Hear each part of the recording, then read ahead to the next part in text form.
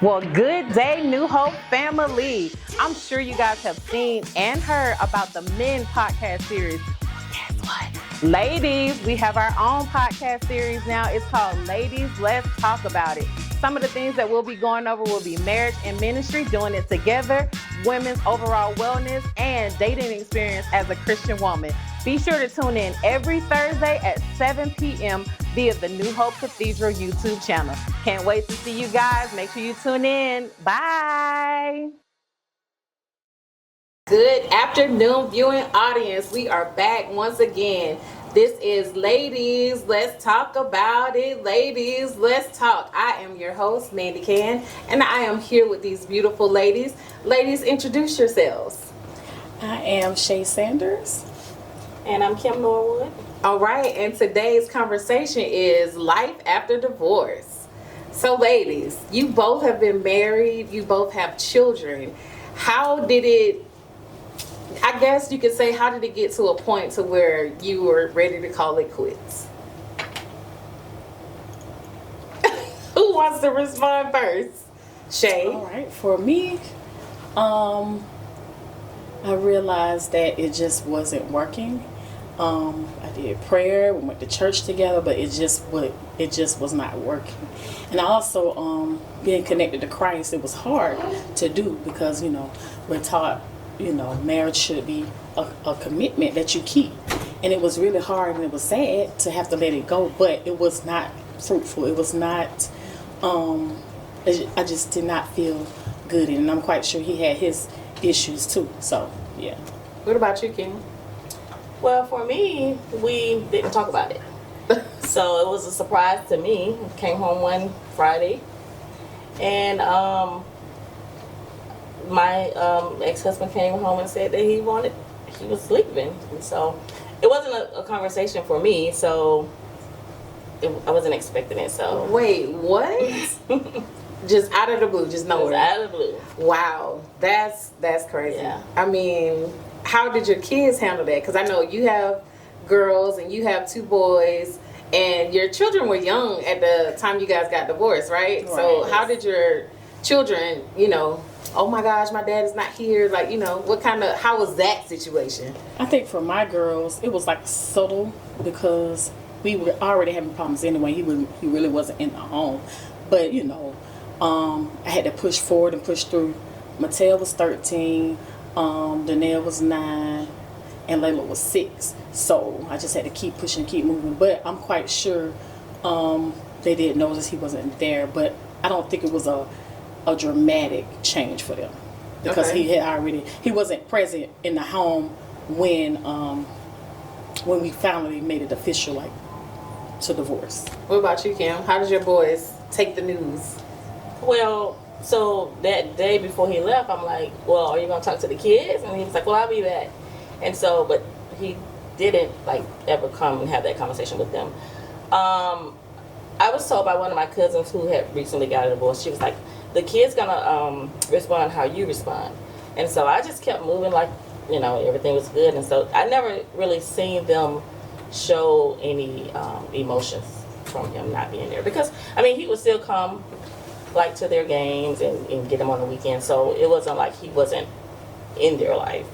He just wasn't in the house. And so I didn't really see that they really was affected initially by it. Okay. Well, I guess I could say I've never been married before, but my parents got divorced when I think I was like 2. So I don't know the dynamic of what their relationship was other than what I've heard from my mom and what I've heard from, her siblings and stuff like that. So to see my parents not together and then see my dad, he's married other women, and to see him in the household, and it's like, wait, well, what happened? What happened? What about us? Mm-hmm. So it's just, that kind of took an effect on me because I was, growing up, I was like, oh, well, I always wanted to be a daddy's girl. But I was a mama's girl instead because my dad, he was doing whatever he was doing. So it was like, oh, okay, well, what about us? But now as an adult, and you learn, you hear the word, and I've talked to Bishop all the time. Bishop and I had a very long conversation because I felt some kind of way because my parents weren't together, because I was like, well, why did y'all get married? Of course, they got married at a young age. Things happen. Life moves on, but he's been married twice. He's currently married now, and she's she's a pretty nice lady. I don't call her mom, but my siblings call her mom, and we have a pretty good relationship as an adult. So, do you guys have that conversation, or have you guys experienced that where your ex-spouse is now with somebody else, and now your children have to deal with the stepmom? My kids don't have to deal with the stepmom. They've decided it's better at this time in their life that they really don't have a relationship with him. It's been kind of challenging. They have a strained relationship, so my prayer is, eventually they'll be able to come back together.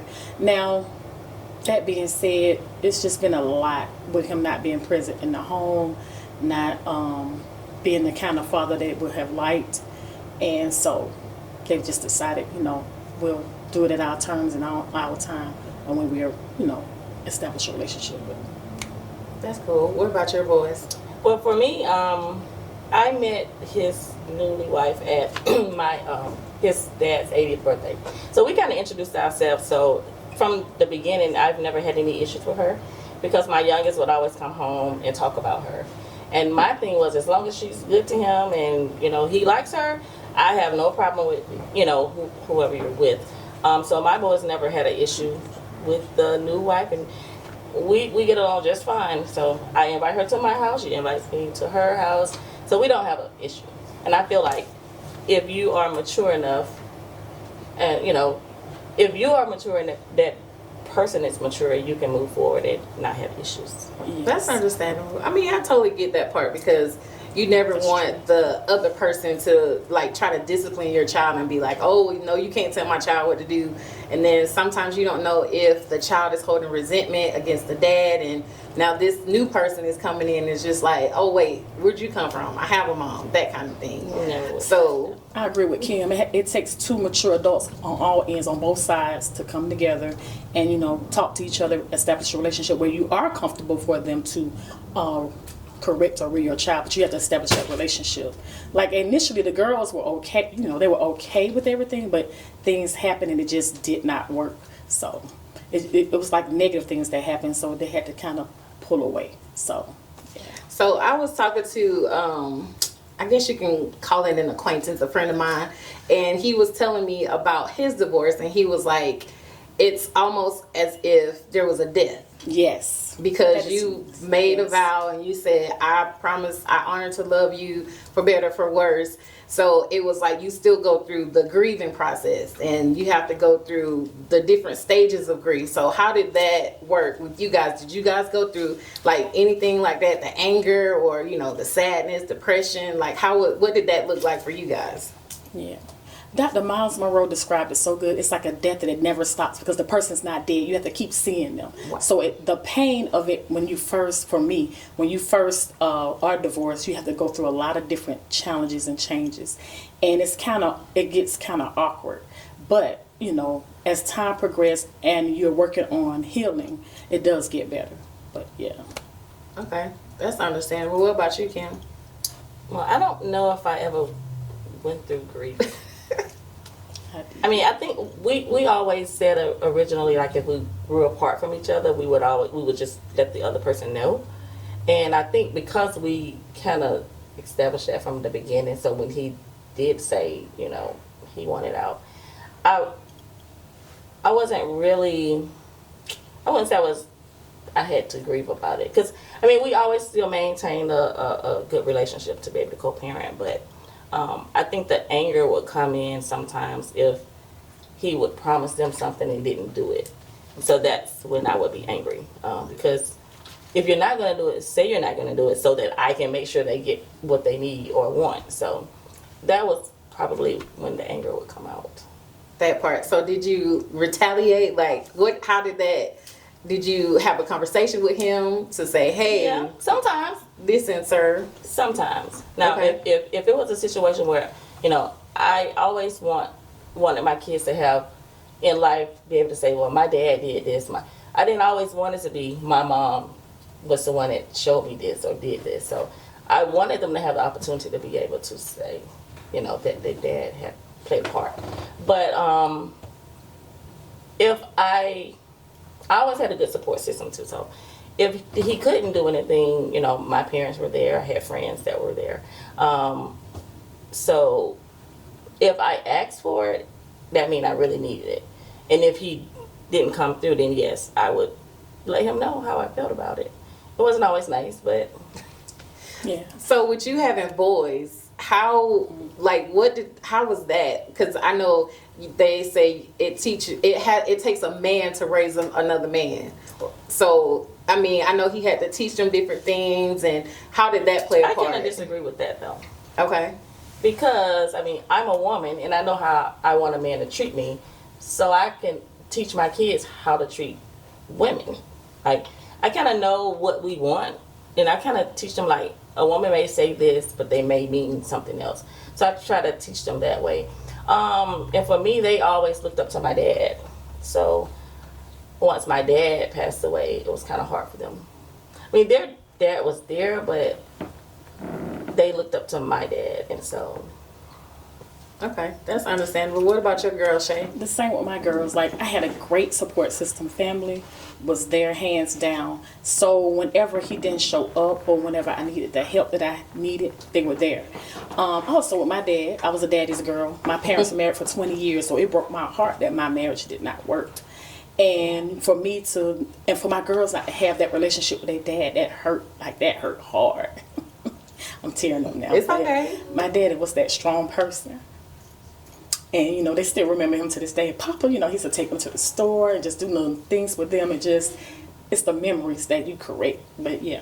Yeah, I can honestly say that my grandfather was the blueprint for marriage, because when my grandfather and my grandmother were married, my grandmother didn't have to work. And you know my grandparents. My grandmother did not have to work at all. She stayed at the house. She took care of the kids. She took care of the grandkids. So when they said till death do us part, that's what they meant. And he was just the role model of how you're supposed to treat your wife and how you're supposed to treat your children. So I look forward to that aspect going into a marriage when my man come along.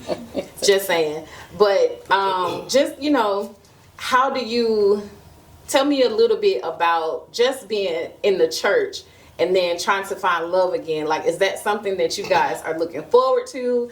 Are you in the dating world? Are you outside? Or are you just, you know, a little reclusive right now? Like, you know. Well, for me, I can't wait to get married again. But right now, I am working on me. I'm so glad to be in Christ, because being in Christ really teaches you how to love.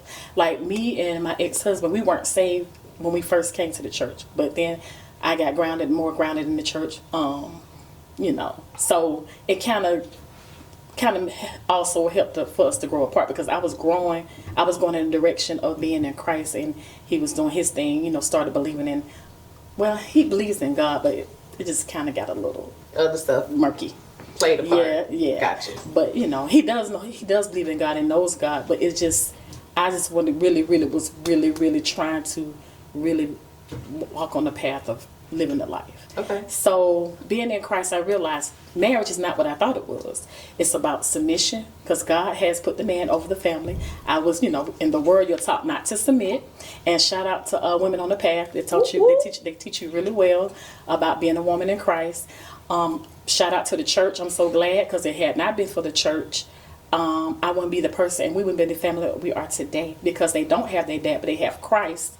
You know, introducing them. That's the best thing we give our kids, a relationship with Christ, because we're not going to always be there. We're not going, but God is always there. He's omniscient, omnipresent, all-knowing, everywhere at the same time, and they can have a relationship with him whenever they're in trouble. So it's just a lot. It just got a lot complicated, but being in Christ has really grounded me in ways that I am so grateful. I am so grateful to have a relationship with Christ, because it has sustain me through trials, through tribulations, and through everything, the disappointments, the good times, the bad times. But when I tell you, being in Christ has showed me how to love and really look at marriage in a different light. Marriage is about love. It's about compromise and commitment. It's not just love only, but it's about compromise. I didn't realize how much compromise you have to make, and you have to be willing to sacrifice yourself for somebody else. So just make sure it's the right person. You have to be equally yoked. That's the main part. and make sure that God is in this. Because next time around, I'm going to pray, I'm going to fast, make sure God is this person for me. And he probably would do the same, hopefully. But, you know. I like that next time. What about you, Kim? Are you outside? Are you... No. Kim, you're not outside? As pretty as you are, Would you be married, get married again? Do you want to be married again? That's the question. I don't want to be married again, but people always say, what's for you, whatever God has for you is for you. So God would have to be the one. But I feel like God knows me. He made me, so he knows that I'm not that person that wants to be married. Okay. Well, with that being said, for our viewing audience, what advice would you give a Christian woman, or not even a Christian woman, just, somebody that is dealing with what you guys have gone through, who's dealing with a divorce, their spouse said, I'm out. I want to call it quits. What kind of advice would you give them going forward to help them along their process? Well, for me and my spouse, we kind of knew, my ex, we kind of knew that it was time to just call it quits, because it just was not working. It was not, no matter how much we prayed, and no matter how much I prayed, it just was not working.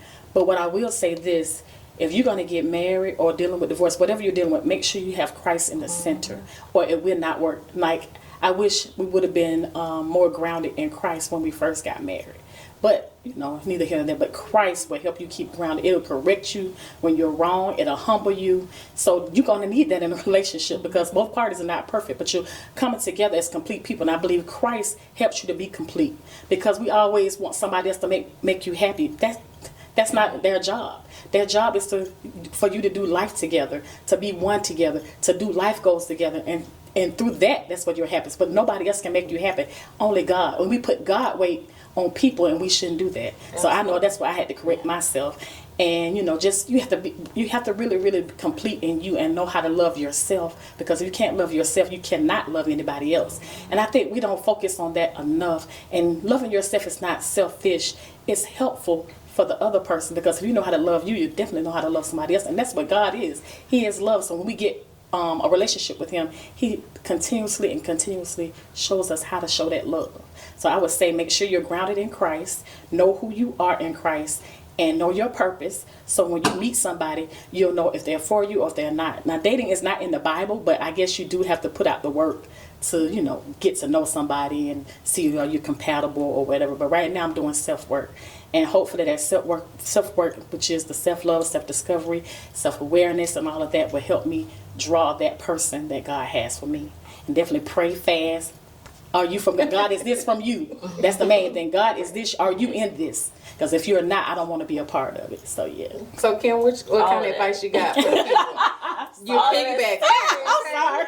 Okay. Yeah, I would say you have to be grounded in the Lord. And if you know Him, you will be able to know if that person is for you. Okay.